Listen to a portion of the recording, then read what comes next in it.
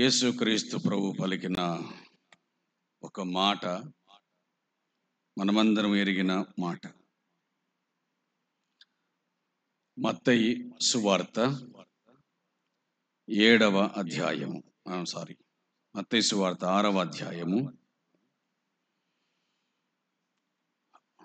31వ వచనం. కాబట్టి ఏమి తిందుమో, ఏమి త్రాగుదుమో, ఏమి ధరించుకుందుమో అని చింతింపకడి. ఏమి తిందుమో, ఏమి త్రాగుదుమో, ఏమి ధరించుకుందుమో అని చింతింపకడి. అన్ని జనులు వీటన్నిటి విషయమై విచారింతురు. ఇవన్నీ మీకు కావలినని మీ పరలోకపు తండ్రికి తెలియను. కాబట్టి మీరు ఆయన రాజ్యమును నీతిని మొదట వెతుకుడి, అప్పుడు అవన్నీ మీకు అనుగ్రహింపబడును. ప్రభువు ఈ మాటలను ఆశీర్వదించి ఆయన మనకు అనుగ్రహించును గాక. చదివిన ఈ వచనాలలో ప్రభు అయిన యేసుక్రీస్తు మనకు విరుద్ధంగా మాట్లాడుతున్నాడు అని అనుకుందామా? లేక ఆయన మాట్లాడిన మాటలకు మనం విరుద్ధంగా బతుకుతున్నాం అని అనుకుందామా? ఎందుకంటే ఆయన అన్నాడు, ఏమి తిందుమో, ఏమి త్రాగుదుమో, ఏమి ధరించుకుందుమో అని మీరు చింతింపకండి అని అన్నాడు. ఏమి తిందుమో, ఏమి త్రాగుదుమో, ఏమి ధరించుకుందుమో అని మీరు చింతింపకండి అని అన్నాడు. వింటున్నారు కదా? అసలు ఈ భూమి మీద మన బాధ అంతా దేనికోసం? ఈ భూమి మీద మన బాధ అంతా దేనికోసం? మన తపన, మన ప్రయాస, ఆరాటం, ఆత్రం అంతా దేనికోసం? ఈ మూడే కదా: కూడు, గుడ్డ, నీడ.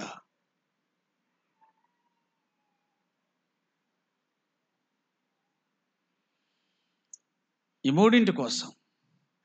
ఒక మాట చెప్పాల్సి వస్తే శరీరం కోసం, లోకము కోసం, మన తపనంతా దీనికోసమే. ఏమి తిందాం, ఏమి ధరించుకుందాం, ఏమి త్రాగుదాం? యేసుక్రీస్తు ప్రభు మన ముఖం మీద కొట్టినట్టు మాట్లాడినాడు. అన్యజనులు వీటి విషయమై చింతించరు. అసలు వీటి విషయమై ఎవరైనా చింతిస్తున్నారంటే వారు ఆయన జనులు కాదు, వారు అన్య జనులు. అంతే కదా? వీటి విషయమై ఎవరైనా ఆలోచన చేస్తున్నారు అని అంటే వారు ఆయన జనులు కాదు, 100% అన్య జనులు. అది మనం గుర్తుంచుకోవలసిన విషయం. అసలు యేసుక్రీస్తునందు విశ్వాసం ఉంచిన వాడు వీటి నిమిత్తమై చింతపడకూడదు అని గట్టిగా చెప్పినాడు. ఆయన చాలా గట్టిగా చెప్పినాడు. గట్టిగా చెప్పడం మాత్రమే కాదు, గట్టిగా బతికినాడు కూడా. ఎంత గట్టిగా బతికినాడు అంటే ఆయన ఇట్ట చెప్పినాడు. ఒక శాస్త్రి ఆయన వెంట వెళ్తూ ఆయన దగ్గరకు వచ్చి, అయ్యా నువ్వు ఎక్కడ పోయినా నీ వెంట వస్తానని అన్నాడు. నువ్వెక్కడి పోయినా నీ వెంట వస్తానన్నాడు. కారణం తెలియదు. అద్భుతాలు చేస్తున్నాడనో, అద్భుతంగా ప్రసంగిస్తున్నాడనో, ఆయన వెంట వెళితే జీవితం అద్భుతంగా ఉంటుంది అని ఏమైనా అనుకున్నాడో ఏమో. కాబట్టి ఏమన్నాడంటే, అయ్యా నువ్వెక్కడ పోయినా నేను నీ వెంట వస్తానన్నాడు. ఇప్పుడు ఆయన అన్నాడు, నక్కలకు బొరియలున్నాయి, ఆకాశ పక్షులకు గూళ్ళున్నాయి, నాకు తలవాల్చుకోవడానికి స్థలం లేదు. నువ్వు నా వెంట వచ్చి నువ్వేం చేస్తావయ్యా? పోయినాడో లేదో తెలియదు, వెంట పోయినాడో లేదో తెలియదు, కానీ ఆ మాట చెప్పిన తర్వాత ఇంకెవరు పోతారు వెంట? ఇంకెవరు వెళ్తారంట? వెళ్ళరు. పర్వాలేదురా, నేను చూసుకుంటారా నీ సంగతి అంటే ధైర్యంగా వెళ్తారు. ఏమో దావీదన్నట్లుగా అసలు ఎక్కడికి పోతానో తెలియని నాతో మీరంతా రావడం దేనికి అన్నట్లుగా ఆయన ఎట్లన్నాడు, నక్కలకు బొరియలు ఉన్నాయి, ప్రమాదం సంభవిస్తుంది అంటే, ఇబ్బంది కలుగుతుందంటే వెంటనే వెళ్ళి దాక్కోవడానికి ఏమున్నాయి? బొరియలు ఉన్నాయి. ఆకాశ పక్షులకు గూళ్ళున్నాయి, కానీ నాకు ఏమి లేదు అన్నాడు. తలవాల్చుకుంటకు స్థలము లేదు అని అన్నాడు. యావత్తు సృష్టికి సకల సౌకర్యాలు ఆయన కలిగించినాడు, కానీ తనకే సౌకర్యం లేకుండా చేసుకున్నాడు. నా వెంట వస్తావా నువ్వు? వచ్చినవాడు త్యాగధనుడు. ఏమీ లేదయ్యా, నువ్వు నచ్చినావు నాకు, నువ్వేమో ఇస్తావని కాదు, నువ్వు నచ్చినావు నాకు, నీ వెంట నేను వస్తాను అని ఉంటే గనక బాగుండేది.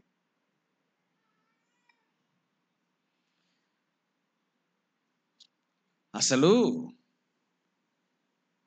మనమందరం ఈ దారిలో ఉండటానికి కారణభూతుడైనటువంటి వానికి ఏమి లేదు. అర్థమైందా? మనమందరం ఈ దారిలో ఉండడానికి కారకుడైనటువంటి వానికి ఏమి లేదు, ఏమి లేదు, ఏమి లేదు. ఎక్కడ పడుకున్నాడు జన్మించిన తర్వాత? పశువుల పాకలో, పశువుల తొట్టిలోనా? అసలు ఇక్కడ ఎవరున్నా కానీ అట్లా పుట్టినోళ్ళు ఉండరా? ఆడ పుట్టినోళ్ళు ఉండరా? లేకపోతే కిందనన్నా బండ పెడతారు, కానీ ఎవరన్నా మనల్ని పశువు తోటలో బండ పెడతారా? అట్లా పడుకున్న వాళ్ళు ఇక్కడ ఎవరన్నా ఉన్నారా? లేరు. అయితే అవ్వగారింటికన్నా పుట్టింటాం, లేకపోతే ఆసుపత్రిలోనన్నా పుట్టింటాం మనం. ఇంతకుముందు మా ఎట్టుటోళ్ళంతా అవ్వగారింటికాడ పుట్టినారు, ఇప్పటోళ్ళంతా ఆసుపత్రిలో పుడుతుంటారు.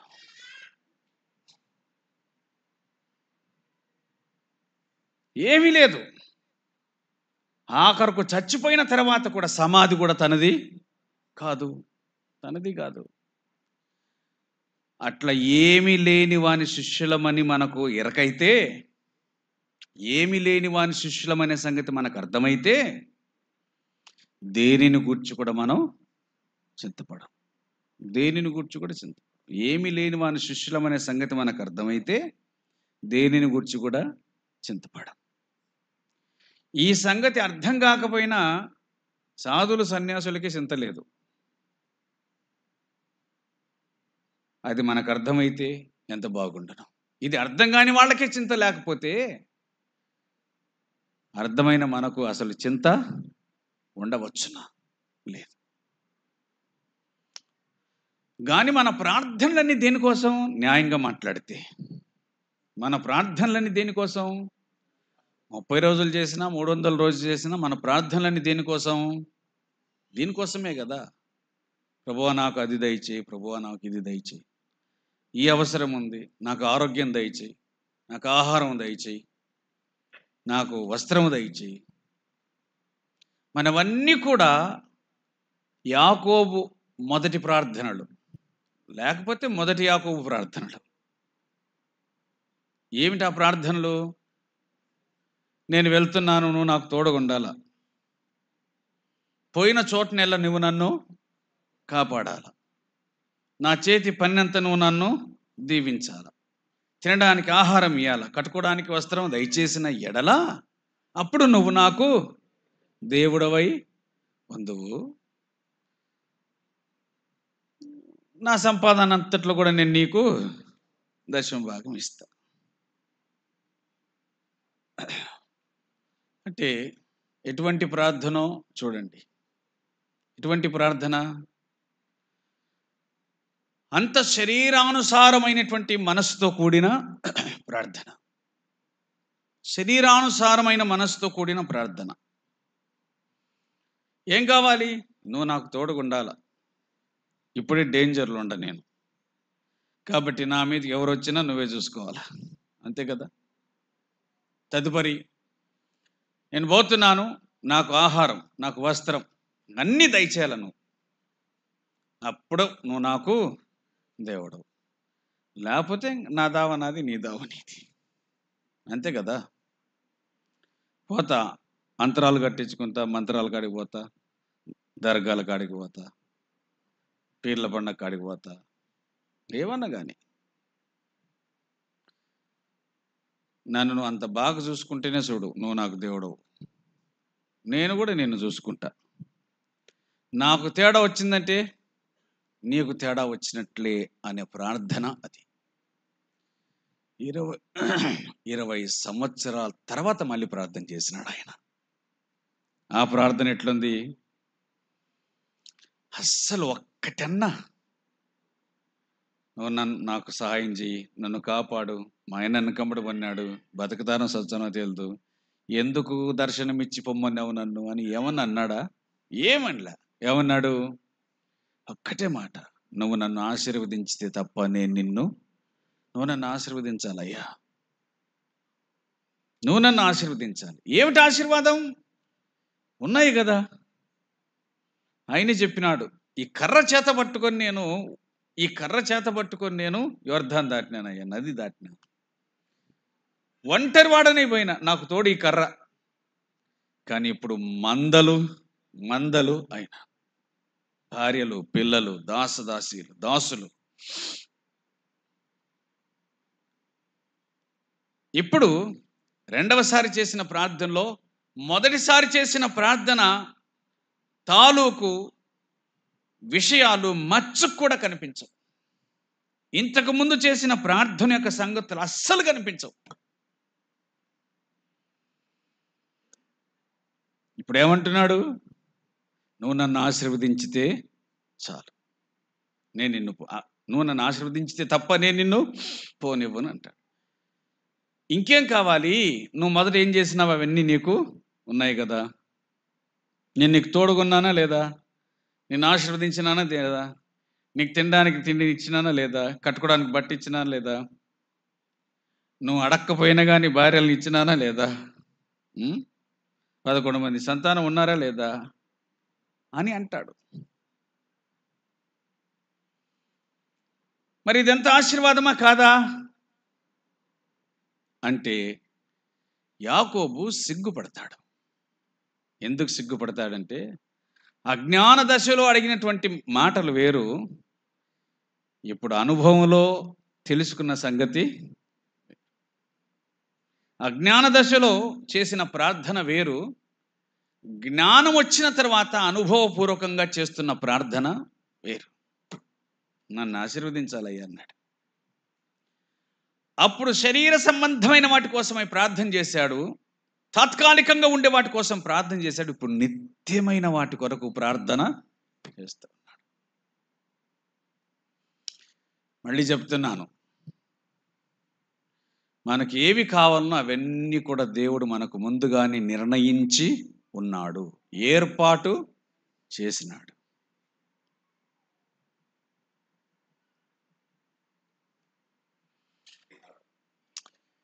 ఇంతకు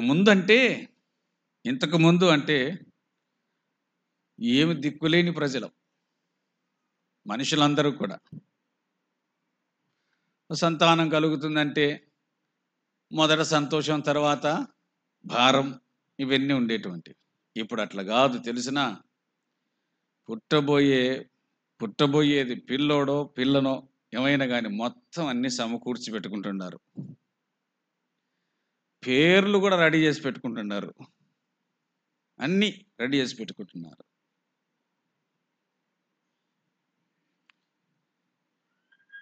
ఇంకా జన్మించని శిశువుకు తల్లిదండ్రులు అన్నీ రెడీ చేసి పెట్టుకుంటున్నారంటే, అసలు నీ కోసం ఏమి రెడీ చేయకుండా దేవుడు నిన్ను లోకంలోనికి పంపించుంటాడా? నీకోసం ఏమి సిద్ధం చేయకుండా దేవుడు నిన్ను లోకంలోనికి పంపిస్తాడా? పంపించడు. ఆదాముని ఎప్పుడు సృష్టించినాడు?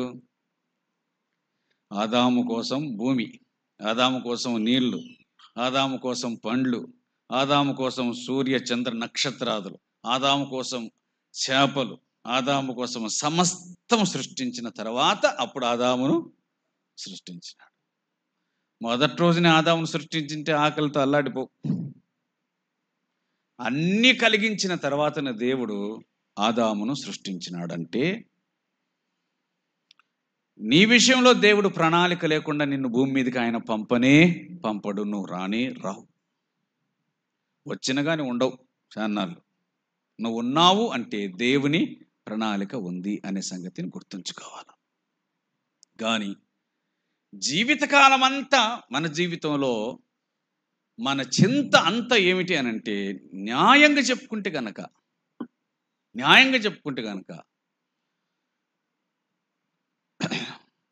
ఏమి లేదో దానికోసం ముందు అడగడం,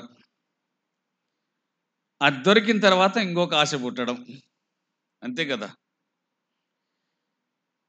కాళ్ళ మీద పోతుంటే కనుక కార్లు కావాలని కొరకడం, అవి వచ్చిన తర్వాత ఇంక కొంచెం ఉన్నతి, ఇంకొంచెం ప్రమోషన్ కోరుకోవడం. ఇదే తప్ప అసలు సంగతి మనకు అర్థం కావట్లేదు.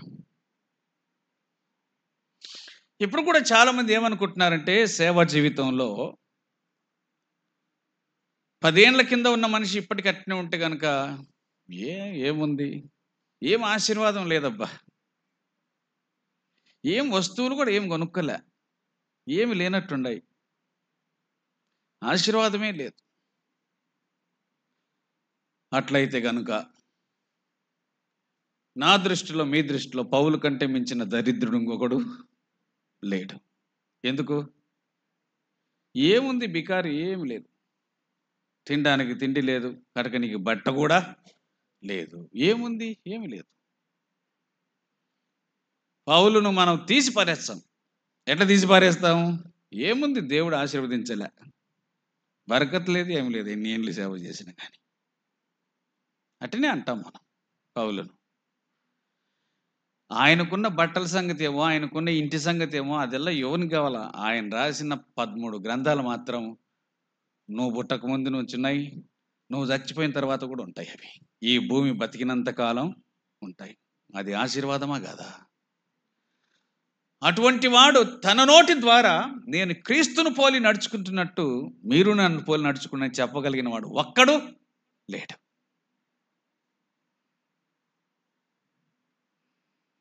అది అసలైన ఆశీర్వాదం అంటే.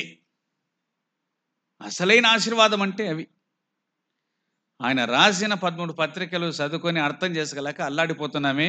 ఆశీర్వాదం అంటే అది. నువ్వు ఇచ్చిన బట్ట కట్టుకుంటేనే అది చినిగిపోయా, నువ్వు పెట్టిన బువ్వ తింటేనే అది అరిగిపోయా, నువ్వు ఇచ్చిన కానుక తీసుకుంటేనే అది అయిపోయా. అది ఎట్లా శాశ్వత ఆశీర్వాదం అవుతుంది? అంచేత భూ సంబంధమైన వాటి మీద మనసు పెట్టిన వారు మాత్రమే భూ సంబంధమైన వాటితో పోల్చుకుంటారు. ఏమి లేదబ్బా,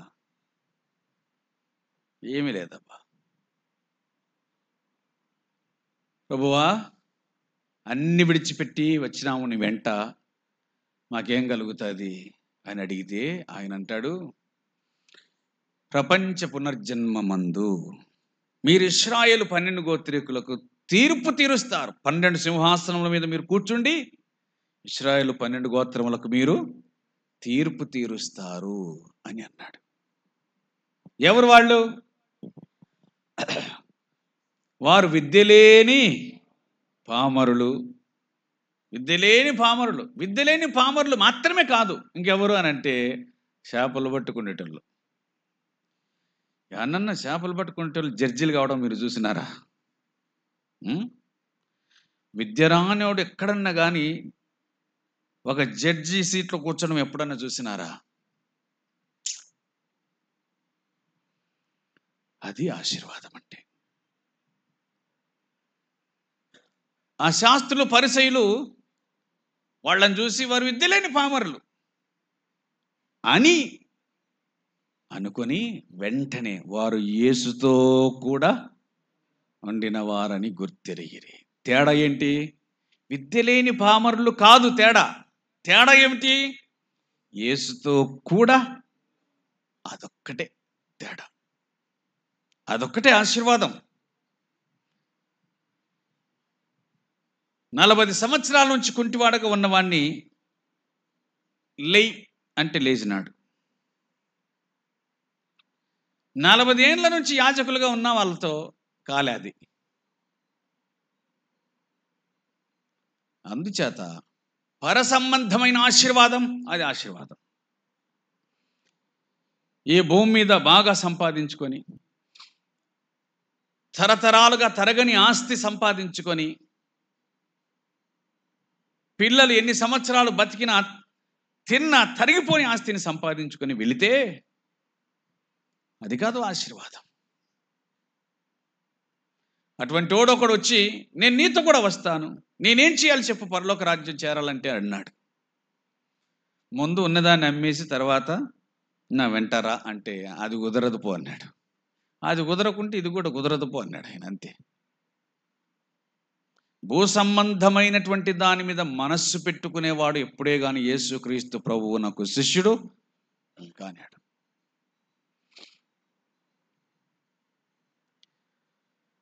మరి ఇంకేంటి?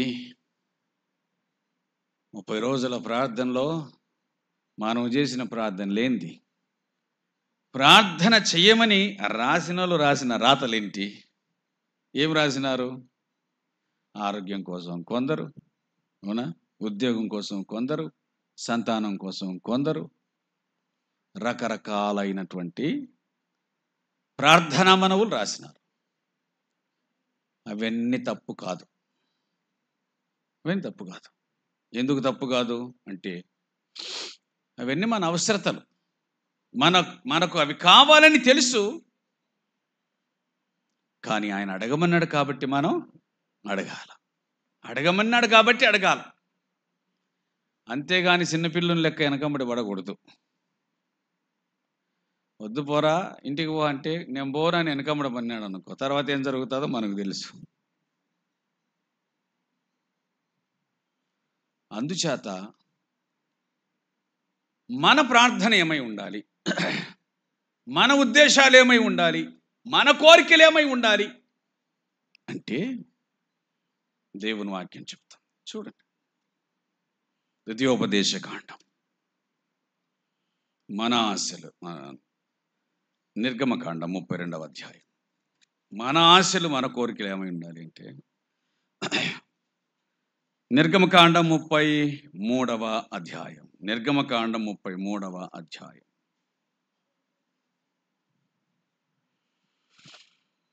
17, 18, 19 వచనాలు. కాగా యెహోవా నీవు చెప్పిన మాట చొప్పున చేసేదను, నీ మీద నా కటాక్షం కలిగిన నీ పేరును బట్టి నేను ఎరుగుదని మోషేతో చెప్పగతడు. దయచేసి నీ మహిమను నాకు దయచేసి నీ మహిమను నాకు చూపించు, దయచేసి నీ మహిమను నాకు చూపించు. ఎంత మంచి మాట! ప్రభువా మా వెంట నువ్వు రావాలి, మా వెంట నువ్వు రావాలి, ప్రభువా మా వెంట నువ్వు రావాలి అని అంటూ దయచేసి నీ మహిమను నాకు చూపించు, దయచేసి నీ మహిమను నాకు చూపించు. ఇది 2 సార్లు, ఇది 2 సార్లు 40, 80 దినాలు ఆ హోరేబు పర్వతం మీద, దేవుని పర్వతం మీద దేవునితో భోజనము కానీ పానీయము కానీ ఏవి కూడా లేకుండా 80 రోజులు బతకగలిగినటువంటి వాడు దేవుణ్ణి అడిగినటువంటి ఆ కోరిక ఏమిటంటే, ప్రభువా నీ మహిమను నాకు, అది నీ మహిమను నాకు చూపించు.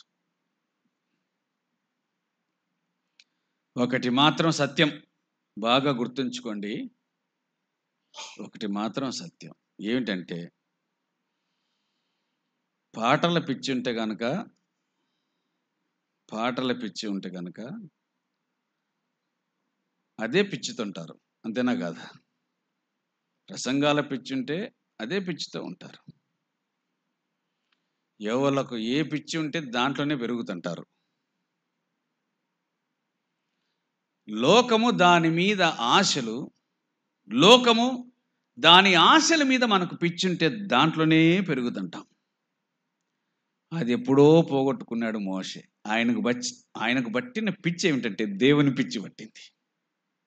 ఆయనకు పట్టిన పిచ్చి ఏమిటి? దేవుడి పిచ్చి పట్టి ఇంకా కొంచెం నీ మహిమను నాకు చూపించు. అది నాకు కావాల్సింది. నీ మహిమను నాకు చూపించు.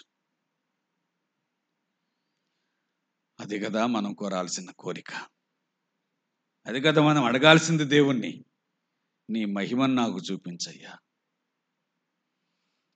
అసలు ఆ కొండ మీద మోషే 40 దినాలు దేవునితో కూడా గడిపి కిందికి వస్తూ ఉంటే జరిగింది ఏమిటంట? ఆ ప్రజలు భయపడ్డారు. మోషే కొండ దిగుచుండగా అతనితో మాట్లాడుచున్నప్పుడు తన ముఖ చర్మం ప్రకాశించిన సంగతి మోషేకు, తన ముఖ చర్మం ప్రకాశించిందంట.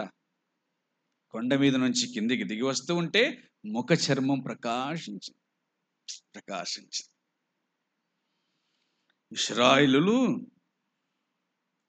ఇశ్రాయేలు అతని సమీపింప వెరచిరి అనే మాట వ్రాయబడింది. దగ్గరికి పోవడానికి భయపడ్డారంట. దేవుని దగ్గరికి కాదు, ఎవరి దగ్గరికి? దేవుని దాసుని దగ్గరికి పోవడానికి భయపడ్డారు. ఎందుకు? దాంట్లో కొంచెం వచ్చింది కాబట్టి. ఇంకా మనకి ఎన్నడు రావాలనో అది. ఎన్ని ఏండ్లు పోతే వస్తుందో అది. ఎందుకంటే మనం ఎప్పుడైనా నీ మహిమను నాకు చూపమని అడిగి ఉంటే కదా, నీ మహిమ కోసం నేను బ్రతకాలి అని ఆశించి ఉంటే కదా. అసలు మన కోరికలు, మన ప్రార్థనలన్నీ ఏమిటంటే దేవా, నేను నీ కోసం బతకడం కాదు, నువ్వు నా కోసం బతకాలి. చూడు, అర్థమైంది మాట? దేవా, నేను నీ కోసం కాదు బతికేది, నువ్వు నా కోసం బతకాలి. ఎట్లా? నేను అడిగినవన్నీ, యాకోబు మాదిరి, నేను అడిగినవన్నీ ఇవ్వాలి, నాకు తోడుగా ఉండాలి. మళ్ళీ నాకు మాత్రమే తోడుకుంటావేమో, నేను చచ్చినాక నా బిడ్డ ఉంది, నా బిడ్డ చచ్చినాక మనవరాలు ఉంది మళ్ళీ. కాబట్టి అందరితో తోడుకుండాలి. ఇంకా నువ్వు వాచ్మెన్ మాత్రం ఉండాలి చూడు మాకు ఎప్పుడు. అదే కదా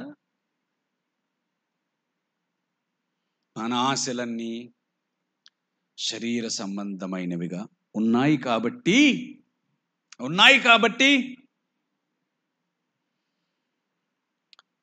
మనలో మోషేలు కనిపించట్లేదు.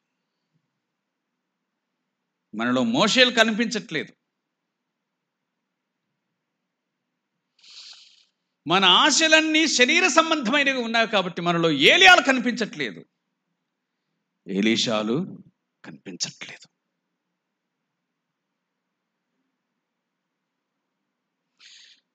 ఇశ్రాయేలీయుల వెంట వెళ్ళుచున్నటువంటి మోషే దేవుని మహిమను కోరాడు, చూశాడు.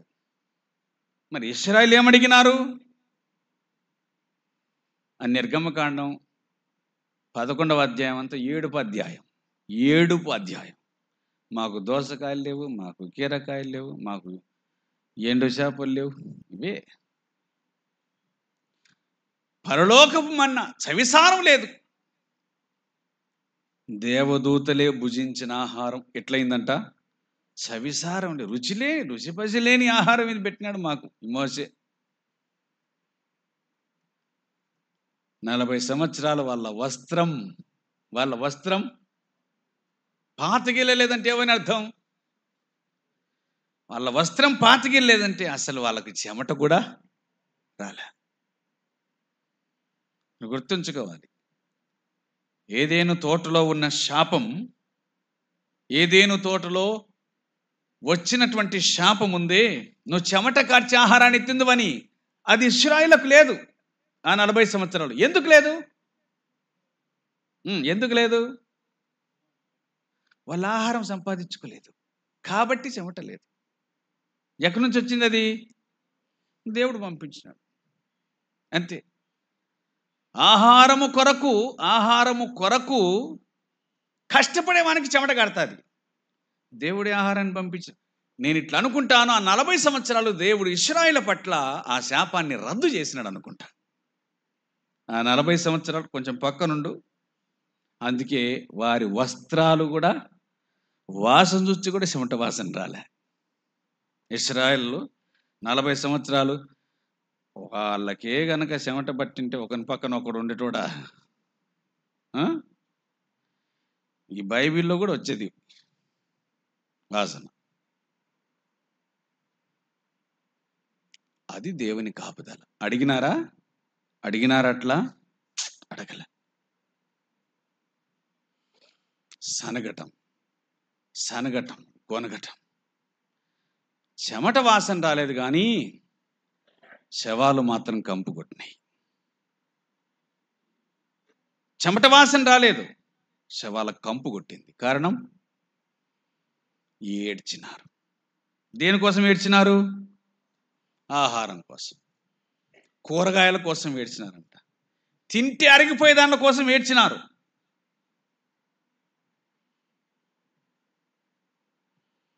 దేవదూతలు భుజించిన ఆహారాన్ని మాత్రం ఇష్టపడలేదు. అది సత్యం. కిందున్న రుచిని ఇష్టపడేవానికి, బ్రతుకు కాలం అంతా కింద చూపి అలవాటు పడినవానికి, కింద రుచి అలవాటు పడినవానికి పైది ఎట్లా రుచిస్తుంది? రుచించదు. శరీర సంబంధమైన విషయాలు మాత్రమే అలవాటు పడినటువంటి వానికి ఆత్మ సంబంధమైన సంగతులు ఎట్లా రుచిస్తాయి? అవి రుచిగా ఉండవు.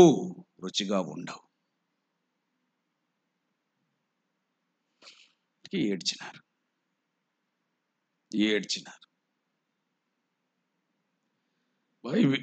బైబిల్ గ్రంథంలో ఏడ్చిన వాళ్ళు ఉన్నారు.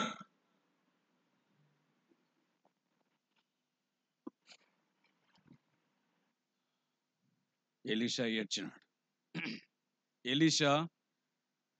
ఏడ్చినాడు. చూద్దాం ఆ మాట. సమూయేలు 2వ గ్రంథం. ఎలీషా ఏడ్చినాడు. సమూయేలు 2వ గ్రంథము, రాజుల 2వ గ్రంథం. రాజులు 2వ గ్రంథము 8వ అధ్యాయం. రాజులు 2వ గ్రంథం 8వ అధ్యాయం. రాజులు 2వ గ్రంథం 8వ అధ్యాయము 11వ వచనం. హజాయేలు ముఖం చిన్నబోవునంత వరకు ఆ దైవజనుడు అతను తేరి చూచుచు కన్నీళ్లు రాల్చెను. దైవజనుడు కన్నీళ్లు రాల్చెను. ఎలీషా కన్నీళ్లు రాల్చెను. సింపుల్గా అర్థం చేసుకోవడానికి ఎలీషా ఏడ్చెను అని. ఎలీషా ఏడ్చినాడు. ఎందుకు ఏడ్చినాడంట? తర్వాతి మాటలు వ్రాయబడ్డాయి. ఏమైంది? తర్వాతి మాటలు చూడండి. హజాయేలు, నా ఏలిన వాడవైన నీవు కన్నీళ్లు రాల్చెదవేమని అతన్ని అడగగా ఎలీషా ఇలాగూ ప్రత్యుత్తరం ఇచ్చాను. ఇశ్రాయేలు వారి గట్టి స్థలం నువ్వు కాల్చివేయదు, వారి యవనస్తులను కత్తి హతం చేయదు, వారి పిల్లలను నేల కొట్టి చంపుదువు, వారి గర్భిణుల కడుపులను చింపివేయదువు గనక వారికి కలుగువ కీడు నేను ఎరిగి ఉండుట చేత కన్నీరు రాల్చుచున్నానన్నాడు. రాజులు 2వ గ్రంథము 13వ అధ్యాయం 14వ వచనంలో, రాజులు 2వ గ్రంథం 13వ అధ్యాయం 14వ వచనంలో, అంతటి ఎలీషా మరణకరమైన రోగం చేత పీడితుడై ఉండగా ఇశ్రాయేల్ రాజు అయిన యెహోయాషు అతని యుద్ధకు వచ్చి అతన్ని చూచి కన్నీరు విడిచుచు. వినండి జాగ్రత్తగా. తనకు మరణకరమైన రోగం వస్తే, నయము కాని జబ్బు చేస్తే, దాంతోనే చావలసినటువంటి జబ్బు వస్తే, రోగం వస్తే ఎలీషా ఏడ్చలేదు. అర్థమైంది కదా? ఎలీషా ఏడ్చలేదు. మనకు జ్వరం వచ్చే కన్నీళ్ళు వచ్చాయి. మన పిల్లలకు వాంతులు బేదులు పెడితే కన్నీళ్ళు వచ్చాయి. వాళ్ళ ఆసుపత్రులు వచ్చే భూమి ఆకాశం ఏకమవుతుంది.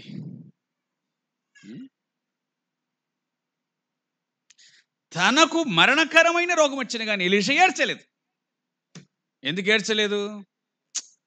ఇది మామూలే, పోవాల్సిందే, దారి పట్టుకొని పోవాల్సిందే. ఇంకెన్నాళ్ళు ఉంటాం ఈడ? మరణకరమైన రోగం వచ్చినా ఏడవని వాడు ఎవరి కోసం ఏడ్చినాడు? ఇశ్రాయేలు ప్రజలకు కలగబోయే కీడును చూచిన వాడై ఏడ్చినాడు.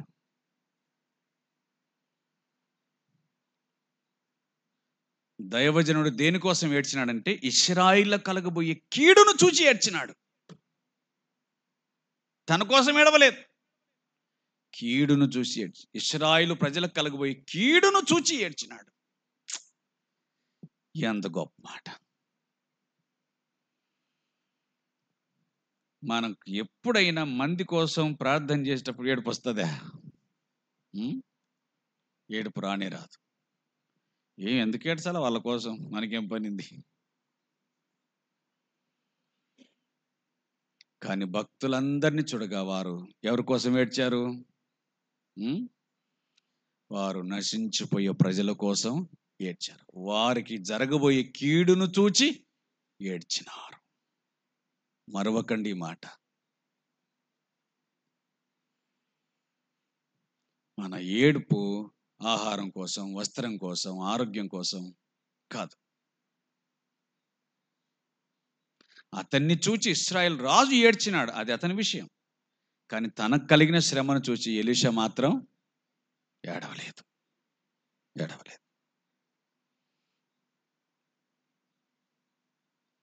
అసలు యేసుక్రీస్తు ప్రభు తనకు కలిగిన అవమానాన్ని బట్టి ఎప్పుడన్నా ఏడ్చినాడా? ఎప్పుడు ఏడవలేదు. కానీ యెరూషలేము దగ్గరికి వెళ్ళి దానిని చూచి ఏడ్చినాడు. ఎందుకు ఏడ్చినాడు? యెరూషలేమా, యెరూషలేమా, కోడి పిల్లలను తన రెక్కల కింద చేర్చుకోవాలని ఆశించినట్టుగా నేను కూడా నిన్ను చేర్చుకోవాలని ఆశించితే కానీ నువ్వు వల్లకపోతివి. ఒక కాలం వస్తుంది, నీ చుట్టూ అన్యజనులు ముట్టడి వేసి నీలో రాయి మీద రాయి లేకుండా చేసి నీ పిల్లలను మట్టిలో కలిపే రోజు రాబోతుంది. అది ఎరిగి ఉండుట చేత ప్రభువు ఏడ్చినాడు. యెరూషలేమును చూచి ఏడ్చి, ఆ పట్టణ ప్రజల యొక్క కఠినత్వమును చూచి ఏడ్చి, ఎన్ని అద్భుతాలు జరిగినప్పటికీ కూడా ఇంకా ఆయనందు విశ్వాసం ఉంచని కారణమును బట్టి ప్రభు అయిన యేసుక్రీస్తు ఏడ్చి ఏడ్చి ఏడ్చి, అది బైబిల్ చెప్పేటువంటి సత్యం. సొంతం కోసం ఏడవలేదు వాళ్ళు, ఇతరుల కోసం ఏడ్చినారు, పరుల కోసం ఏడ్చినారు. భూ సంబంధమైన వాటి కోసం ఏడవలేదు, పర సంబంధమైన వాటి కోసం ఏడ్చినారు. లాజరు సమాధి దగ్గరికి వెళ్ళినప్పుడు ఆయన ఏడ్చినాడు. ఎందుకు ఏడ్చినాడు అంటే చచ్చిపోయినాడని ఏడవలేదు. ప్రభు ఎప్పుడే కానీ చనిపోయిన వాళ్ళ దగ్గర ఏడవలేదు. కానీ పాపం భూమి మీదకి తీసుకొని వచ్చిన ఎడబాటును చూసి ఆయన ఏడ్చినాడు. పాపం వలన మనుషులకు కలిగినటువంటి శ్రమను చూచి ఆయన ఏడ్చినాడు. తన స్నేహితుడు అని లాజరుని గురించి చెప్పి, ఎక్కడున్నాడంట తన స్నేహితుడు? శవమై కుళ్ళిపోయే దశలో ఉన్నాడు తన స్నేహితుడు. అందుచేత ప్రియులారా, మనం దేనికోసం ఏడవాలి అంటే లోక సంబంధమైన వాటి కోసం కాదు. పౌలు కూడా అదే మాట అన్నాడు కదా, అపోస్తలుల కార్యముల గ్రంథములో ఆయన పలికిన మాట మనకు జ్ఞాపకం ఉంది. 21వ అధ్యాయం 13వ వచనం. పౌలు, ఇదెందుకు మీరు ఏడ్చి నా గుండెను బద్దలు చేసేదరు ఎలా? మీరు ఏడ్చి నా గుండెను బద్దలు చేస్తారు ఎందుకు? నేను చనిపోవటకు, బంధించబట్టకు మాత్రమే కాక చనిపోవటకు కూడా నేను సిద్ధంగా. పౌలు చనిపోతాడేమో అని భావించేటువంటి వారు ఏడుస్తూ ఉంటే ఆయన మాత్రం, మీరెందుకు ఏడుస్తారు? నేను చనిపోవటకు సహా సిద్ధం అని అన్నాడు. చనిపోవటం కూడా నేను సిద్ధంగా ఉన్నాను. అంచేత ప్రియులారా, అసలు దేవుని మహిమను చూడగోరిన వారందరూ, దేవుని మహిమను చూసిన వారందరూ దైవ సంబంధమైనటువంటి విషయాలలో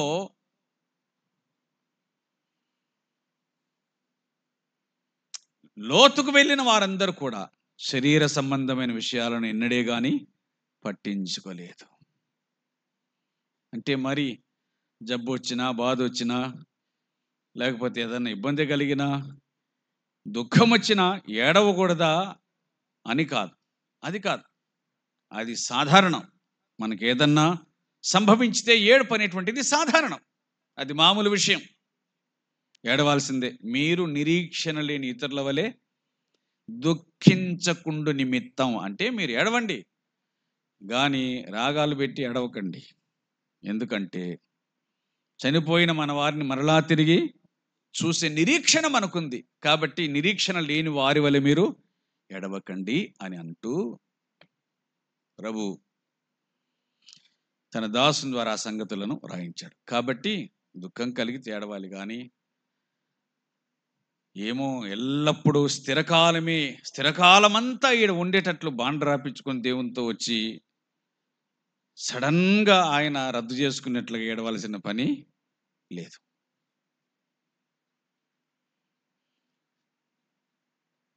మన తాతలు గతించిపోయినారు, మన తండ్రులు గతించిపోయినారు. అదేం చెప్తుంది మనకు? మనము కూడా అంతే అంతే.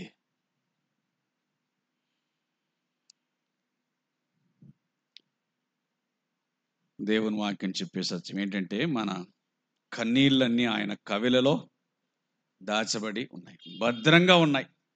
మన కన్నీళ్ళన్నీ ఆయన కవిలలో, ఆయన బుడ్డిలో దాచబడి ఉన్నాయి. దేనికోసం చేసే కన్నీళ్ళు?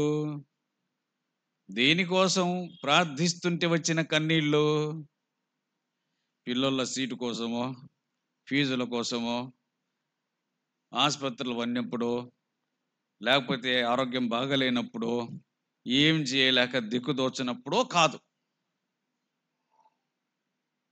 అప్పుడు వచ్చిన కన్నీళ్ళ కోసం కాదు. ఒక మాట చదివితే అసలు చాలా ఆశ్చర్యం కలిగించిన మాట ఏంటంటే, ప్రకటన గ్రంథం 5వ అధ్యాయము 8వ వచనంలో, ప్రకటన గ్రంథం 5:8లో వ్రాయబడినటువంటి ఒక మాట ఇలాగన ఉంది. ఆ చివరి మాట చదువుదాం. ఆ గొర్రెపిల్ల ఎదుట సాగిలపడిరి ఈ పాత్రలు పరిశుద్ధుల ప్రార్థనలు. ఈ పాత్రలు పరిశుద్ధుల ప్రార్థనలు. వింటున్నారు కదా? మన ప్రార్థనలు ఎప్పుడు భద్రపరచబడి ఉంటాయంట, మన ప్రసంగాలు కాదు. మనం దేనికోసం పోరాడుతున్నాం, ఆ ప్రసంగాలు మాత్రం ఉండవు. దేవుని వాక్యం ఎంత బాగా చెప్తుందంటే, మనము చేసేటువంటి ప్రార్థన మాత్రం ఆయన సన్నిధిలో ఎప్పుడు నిలిచి ఉంటుంది. ఏమిటా ప్రార్థన? మన కోసం చేసుకునే ప్రార్థనలు కావు, ప్రభు మనస్సు ఎరిగి చేసేటువంటి ప్రార్థనలు. ప్రభు మనస్సు ఎరిగి చేసేటువంటి ప్రార్థనలు అనగా, మనము భూమి మీద ప్రార్థిస్తూ ఉంటే ఆ ప్రార్థన ఎవరు వింటున్నారని మనకు తెలుసు. వినండి, ఎవరికి ప్రార్థన చేస్తున్నాం? 1 పేతురు పత్రిక 1వ అధ్యాయము 17వ వచనంలో, న్యాయముగా తీర్పు తీర్చు తండ్రి అని మీరు ఆయనకు మొరపెట్టుచున్నారు. ఎవరికి మొరపెట్టుచున్నాం? మనం తండ్రికి మొరపెట్టుచు ఉన్నాం.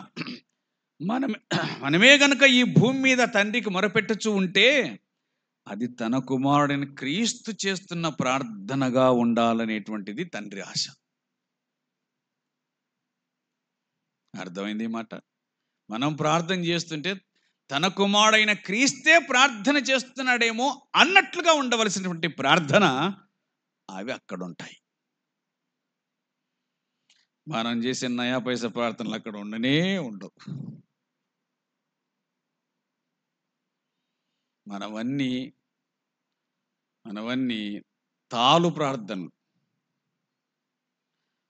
తాలు ప్రార్థనలు, తాలుకొనే ప్రార్థనలు కాదు, గట్టి గింజల ప్రార్థనలు కాదు, మనవన్నీ తాలు గింజల ప్రార్థనలు, ఊపితే పోయేటివి, నిలబడే ప్రార్థనలు కాదు.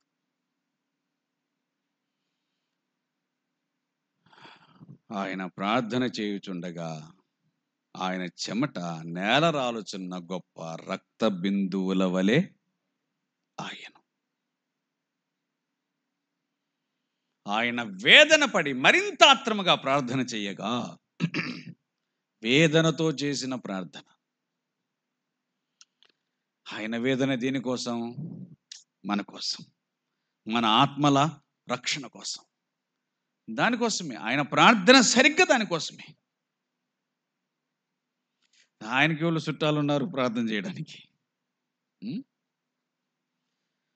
చుట్టాలు కూడా ఆయన నమ్మలేదు, పోయిన తర్వాత నమ్మినారు, అప్పుడు మాత్రం ఎవరు నమ్మరు. ఆయన ప్రార్థన సర్వలోకం కోసం చేసిన ప్రార్థన, వారి రక్షణార్థమై చేసిన ప్రార్థన. తండ్రి, వీరేమి చేయుచున్నారో వీరెరగరు గనుక వీరిని క్షమించమని చేసిన ప్రార్థన. ప్రవక్తలందరూ అదే ప్రార్థన చేసినారు. ఇర్మియా గ్రంథం 9:1, తన తల జలమయముగాను తన కన్నీరు కన్నీటి ఊటగా తన ప్రజల కోసం విలపించిన ప్రవక్త ఇర్మియా ప్రవక్త. తన ప్రజల కోసం విలపించిన ప్రవక్త ఇర్మియా ప్రవక్త.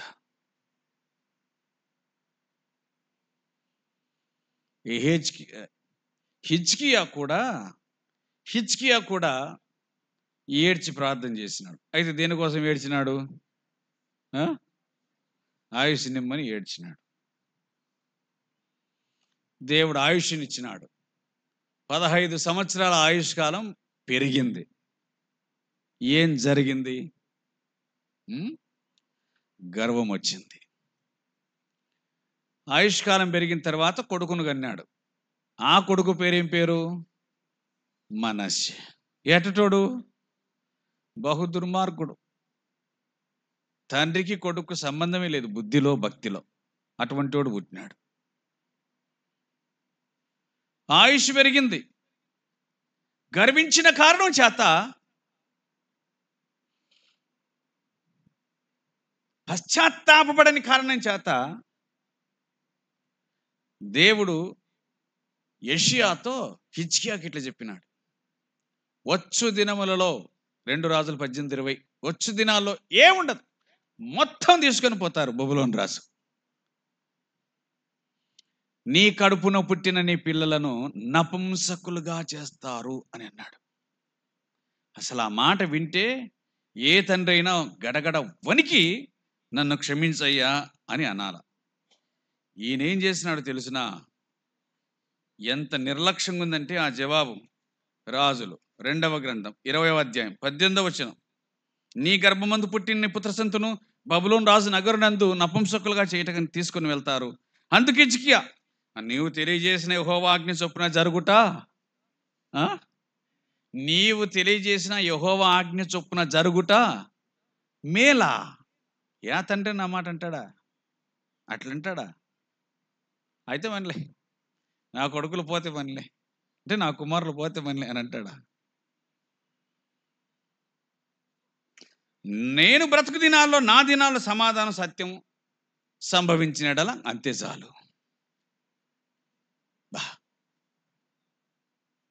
తమ కోసం కన్నీరు కార్చుకున్న స్వార్థపరుల యొక్క జీవితంలో మనకు కనిపించేదంతా ఏమిటంటే నష్టం.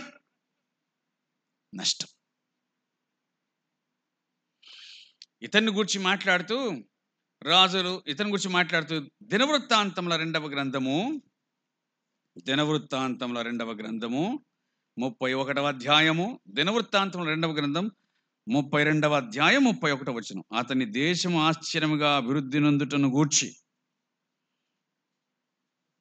విచారించి తెలుసుకుంటకై బబులోను అధిపతులు అతని యుద్ధకు పంపిన రాయబారుల విషయంలో ఆ తర్వాత నుంచి జాగ్రత్తగా చూడాలి.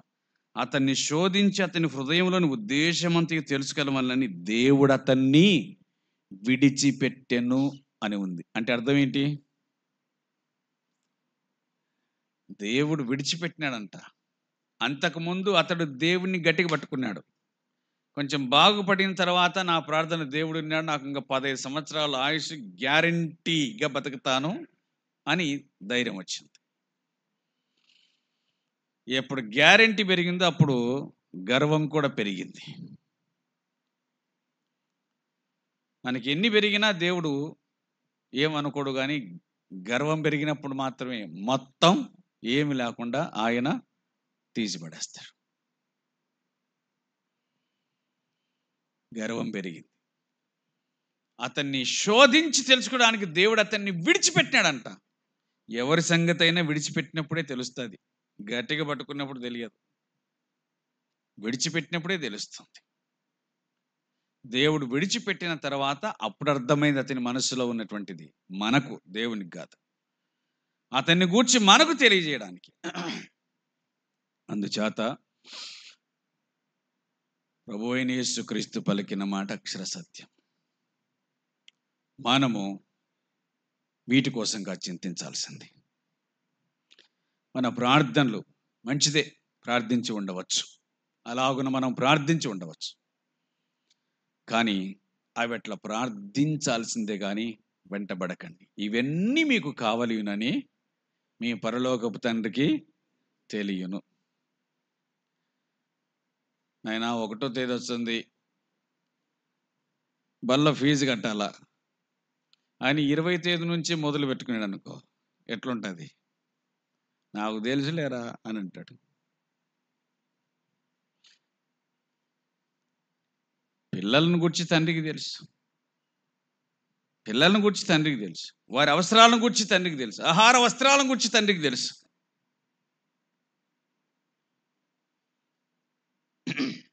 అందుచేత మనకు కావలసినవన్నీ ప్రభువునకు తెలుసు.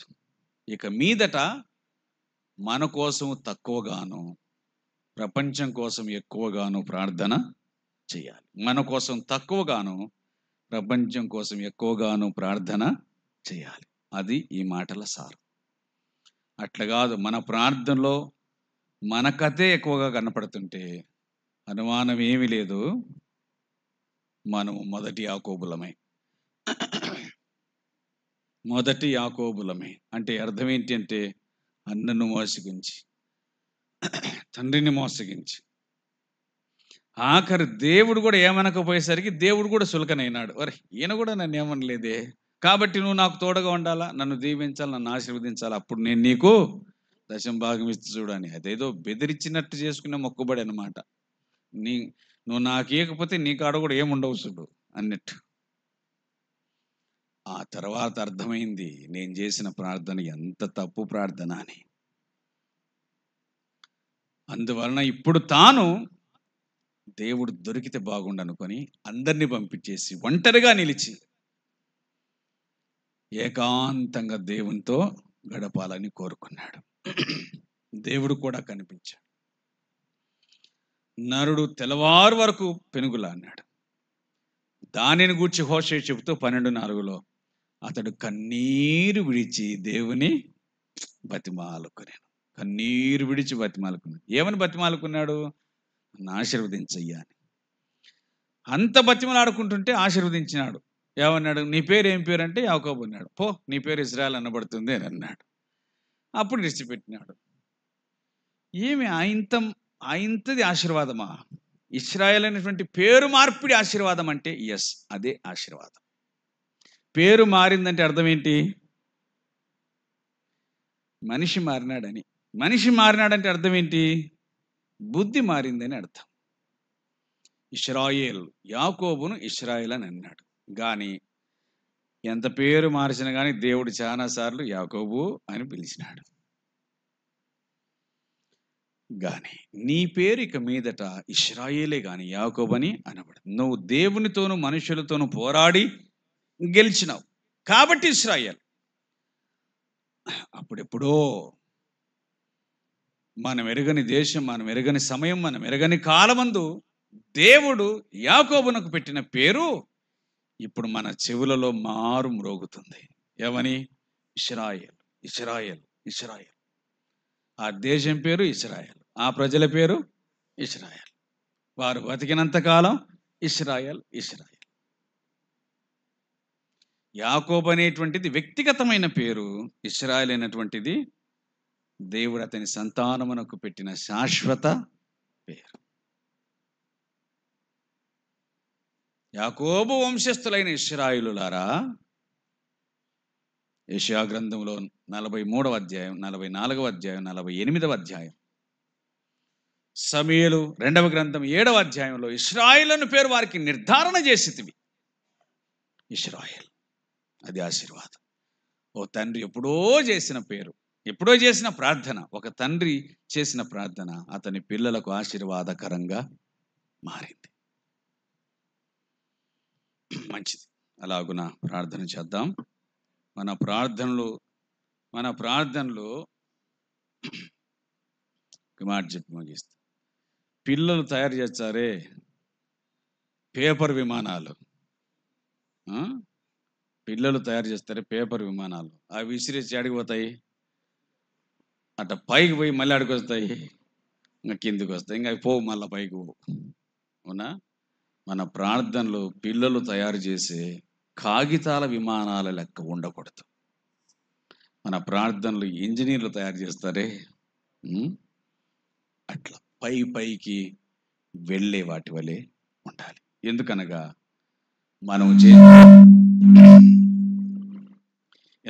మనం చేసేటువంటి సందేశాలు, ప్రసంగాలు ఆ 24 పెద్దల పాత్రలో ఉండవు, కానీ మనం చేసే ప్రార్థనలు మాత్రమే అక్కడ ఉంటాయి. అవి పరిశుద్ధుల ప్రార్థన. అట్టి ప్రార్థనలను చేద్దాం. ప్రభువునకు ఇష్టమవుదాం. ప్రభు ఈ మాటలను మన వెనుకట్లో దీవించును గాక. ఆమేన్.